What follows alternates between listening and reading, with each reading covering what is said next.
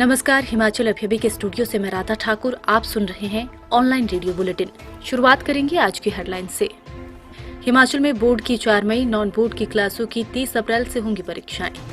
CM Jairam बोले, हिमाचल में दिसंबर 2020 तक राजस्व में 25% की वृद्धि दर्ज की गई।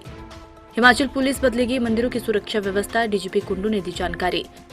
एचपीयू में नियुक्तियों को लेकर कांग्रेस के आरोपों पर बीजेपी का पलटवार, राठौर को दी सलाह। नए साल के पहले दिन अब तक कोरोना के 77 नए मामले, 231 हुए स्वस्थ। एचपीएसएससी ने घोषित किया स्टोर कीपर की लिखित परीक्षा का परिणाम, 30 हुए सफल।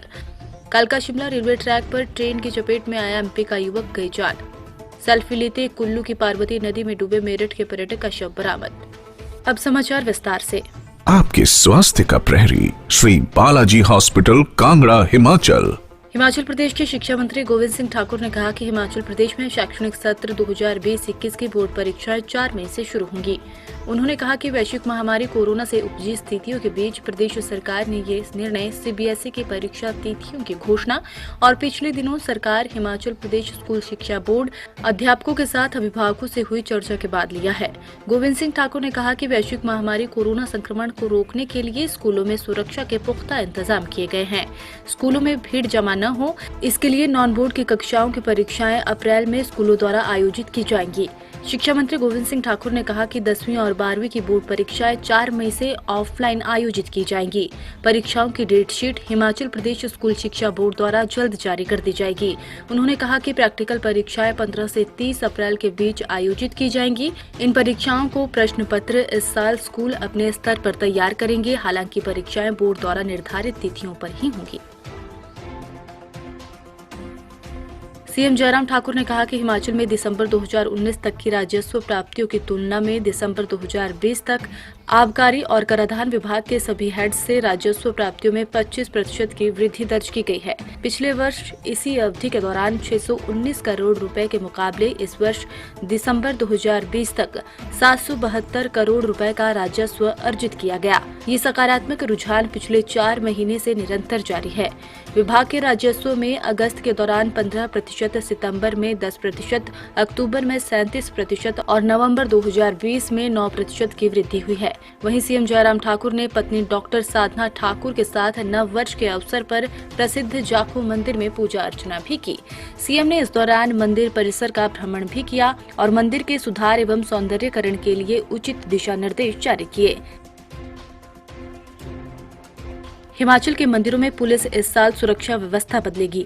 देश के सबसे बड़े मंदिर तिरुपति बालाजी की तर्ज पर हिमाचल के मंदिरों की सुरक्षा व्यवस्था होगी, जिसको लेकर पुलिस प्रशासन ने प्रारूप तैयार करना शुरू कर दिया है।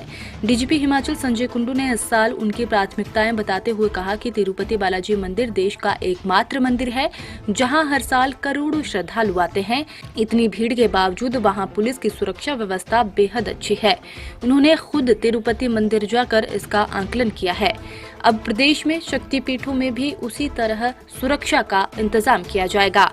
इसको लेकर प्रारूप तैयार किया जा रहा है।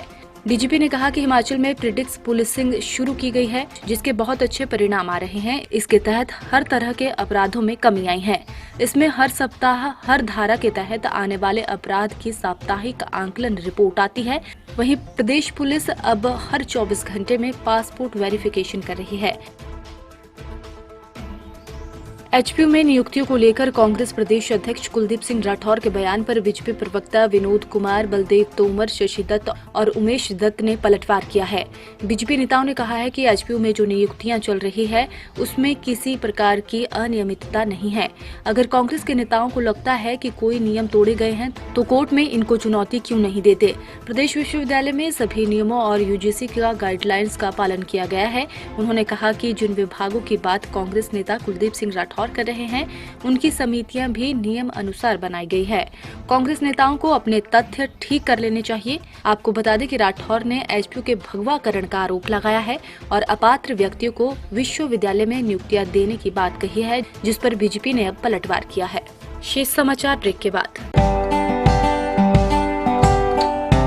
Shri Balaji multi speciality hospital Kangra, जहां आपको एक ही छत के नीचे मिले बेहतरीन चिकित्सा सुविधाएं, cardiology, laparoscopic, general surgery, neuro surgery, orthopaedics, paediatric, radio diagnosis, urology, gastroenterology, ophthalmology, pathology, medicine, anaesthesia और डेंटल जैसी अत्याधुनिक और बेहतरीन चिकित्सा सुविधाएं, 24 घंटे इमरजेंसी सुविधा, 9 बेड के साथ critical care unit, cardiac monitor और डिफिब्रिलेटर्स, सेंट्रल ऑक्सीजन लाइन और वेंटिलेटर सुविधा। हिमाचल प्रदेश के सबसे बड़े निजी स्वास्थ्य सेवा प्रदाताओं में से एक Shri Balaji multi speciality hospital Kangra राष्ट्रीय स्वास्थ्य बीमा योजना के साथ सूचीबद्ध Shri Balaji multi speciality hospital Kangra BPL परिवारों के लिए अस्पताल में कैशलेस भर्ती होने के साथ ही ईसीएच की भी सुविधा। हमारा पता Shri Balaji multi speciality hospital, Balaji Vihar, Ujjain, Kangra. संपर्क करें 9218411108 पर। Shri Balaji multi speciality hospital Kangra. Himachal में आज अब तक कोरोना के 77 मामले सामने आए हैं, वहीं 231 लोग स्वस्थ हुए हैं। आज अब तक किसी भी कोरोना पॉजिटिव की जान नहीं गई है। प्रदेश में कुल आंकड़ा 55,354 है। अभी 2,461 एक्टिव केस हैं। अब तक 51,923 लोग स्वस्थ हो चुके हैं। कोरोना डेथ का आंकड़ा 922 पहुंच चुका है। मंडी में 38, सोलन में 15, कांगड़ा में 13, बिलासपुर में 4, ऊना में 3, किन्नौर में 2, चंबा और कुल्लू में 1-1 मामला आज सामने आया है। शिमला के 46, मंडी के 39, सिरमौर के 34, सोलन के 32, बिलासपुर के 30, चंबा के 24, ऊना के 11, हमीरपुर के 8, लाहौल स्पीति के 4 और किन्नौर के 3 लोग आज स्वस्थ हुए हैं। हिमाचल में आज अब तक कोरोना के 4,312 सैंपल जांच के लिए आए हैं। इनमें से 1,027 नेगेटिव रहे हैं। 3,252 की रिपोर्ट आना अभी बाकी है। आज के सैंपल में 33 पॉजिटिव मामले हैं, बाकी पेंडिंग सैंपल से हैं। हिमाचल कर्मचारी चयन आयोग ने नए साल के पहले दिन स्टोर कीपर पोस्ट कोड 756 की लिखित परीक्षा का रिजल्ट घोषित कर दिया है। इसमें 30 अभ्यर्थी सफल हुए हैं। सफल हुए अभ्यर्थियों की 15 नंबर की मूल्यांकन प्रक्रिया 19 जनवरी को होगी। ये प्रक्रिया आयोग के कार्यालय हमीरपुर में सुबह 9:30 बजे संपन्न होगी। बता दें कि ये 9 पद अनुबंध आधार पर हिमफेड में भरे जाने हैं। इन पदों को भरने के लिए 10 अक्टूबर को लिखित परीक्षा आयोजित की गई थी। परीक्षा 7,509 अभ्यर्थियों ने दी थी। इनमें से 30 आगामी प्रक्रिया के लिए सफल हुए हैं। रिजल्ट निकाले जाने की पुष्टि आयोग के सचिव डॉक्टर जितेंद्र कंवर ने की है। हिमाचल में कालका शिमला रेलवे ट्रैक पर ट्रेन की चपेट में आने से एक 26 वर्षीय युवक की मौत हो गई। युवक मध्य प्रदेश का रहने वाला था और यहां कैंपिंग साइट पर आया था। बताया जा रहा है कि मध्य प्रदेश के ग्वालियर के रहने वाले अजय खरे सहित 6 युवकों का दल तारादेवी में कैंपिंग साइट पर आया था। बताया जा रहा है कि इसी दौरान टनल 91 में अजय ट्रेन की चपेट में आ गया और गंभीर रूप से घायल हो गया। गंभीर हालत को देखते हुए उसे आईजीएम से शिमला ले जाया गया, लेकिन युवक ने रास्ते में ही दम तोड़ दिया। सूचना मिलते ही पुलिस मौके पर पहुंची और शव को कब्जे में लेकर आगामी जांच शुरू कर दी है। रेलवे पुलिस के एसएचओ राजकुमार ने हादसे की पुष्टि की है। हिमाचल के जिला कुल्लू की मणिकर्ण घाटी की पार्वती नदी में गिरकर लापता हुए मेरठ के पर्यटक का शव मिल गया है। लिटर रिवर एडवेंचर की टीम ने शव को कड़ी मशक्कत के बाद नदी से बाहर निकाला। पर्यटक 5 दिन पहले नदी किनारे उतरने के दौरान नदी में बह गया था और उसके बाद लापता हो गया था, लेकिन आज पर्यटक का शव घटना स्थल से थोड़ी ही दूर बरामद कर लिया गया है।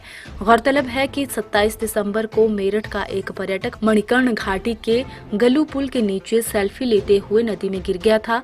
इसकी पहचान अभिषेक निवासी मेरठ के रूप में हुई थी। बता दें कि एक हफ्ते में पार्वती नदी में डूबने की 3 घटनाएं सामने आ चुकी हैं। आज के लिए खबरों में इतना ही। बने रहिए हिमाचल अभी के साथ। नमस्कार।